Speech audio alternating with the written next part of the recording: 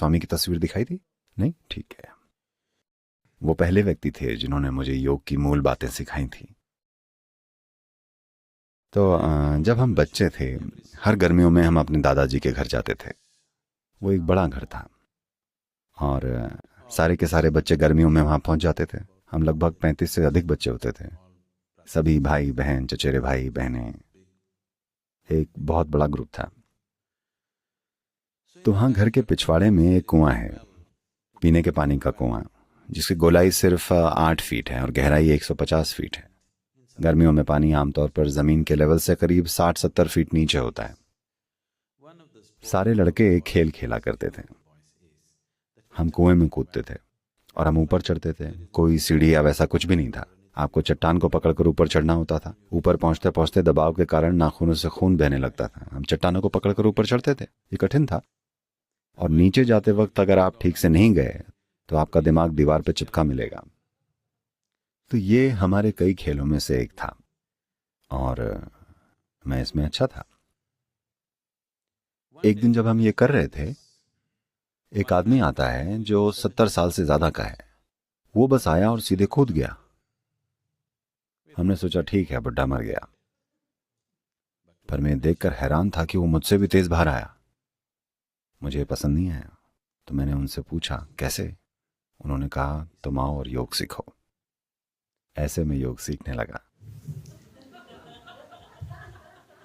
मैं आपको ये कहानी इसलिए बता रहा हूं क्योंकि भले ही आप गलत कारणों से योग करेंगे, फिर भी काम करता है। चाहे आप किसी भी कारण से योग करने लगें, योग हमेशा काम करता है। अगर आपका तरीका सही है तो ये काम करता है। तो उनका नाम था मल्लाडी हल्ली स्वामी। मेरे दादाजी अपने घर में उनकी मेजबानी करते थे और उन्होंने एक जबरदस्त जिंदगी जी। जब वो 83-84 साल के थे, तब तक मैं 6-7-8 साल जिम में कसरत कर चुका था और मैं तगड़ा था और मैं बहुत तेज था।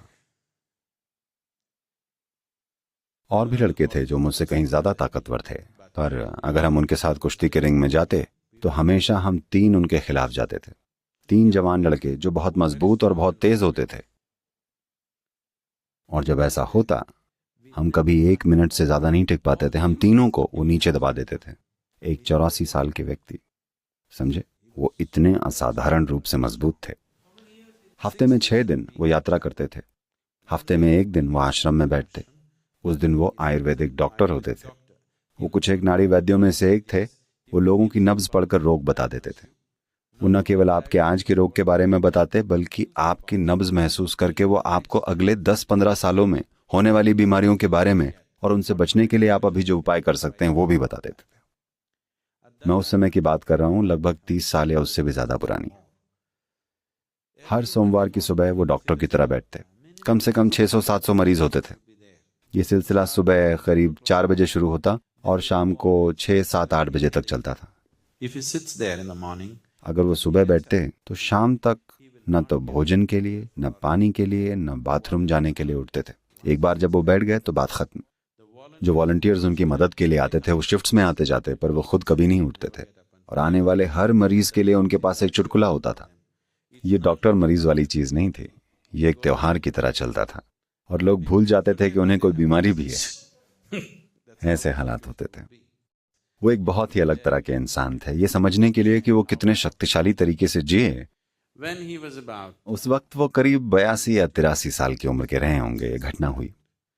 वो एक रेलवे स्टेशन पर पहुंचे। पता नहीं आप दक्षिण भारत से परिचित हैं? वहां अरसीकेरे नाम की एक जगह है, आपको पता है? आपको अरसीकेरे नहीं पता? इस रेलवे स्टेशन से आश्रम लगभग 70 किलोमीटर दूर है। वहां से आश्रम पहुंचने में 1.5 घंटा लगता है। आश्रम से सिर्फ 2 किलोमीटर दूर पर एक और स्टेशन है। वो इस अरसीकेरे रेलवे स्टेशन पर पहुंचे और अचानक रेलवे की हड़ताल शुरू हो गई। आने जाने का कोई और साधन नहीं था। देर रात का समय था। उनके साथ 2 सहयोगी और थे। उन्होंने उनको वहीं रेलवे स्टेशन पर छोड़ा और रेलवे ट्रैक पर दौड़ पड़े। एक 83 साल का आदमी रात भर दौड़कर 70 किलोमीटर की दूरी पार करता है। सुबह 4 बजे वो अपने मरीजों का इलाज करने के लिए वहां पहुंच चुके थे। आश्रम में मौजूद लोगों को ये पता भी नहीं चला कि वे दौड़ कर आए हैं। बाद में जब ये 2 लोग वहां पहुंचे, उन्होंने बताया स्वामी जी रेलवे ट्रैक पर दौड़ते हुए आए, पर वो सुबह 4 बजे से अपने मरीजों के उपचार में लगे हुए हैं। वो कुछ इस तरह की लगन और ताकत के साथ जीवन जिए।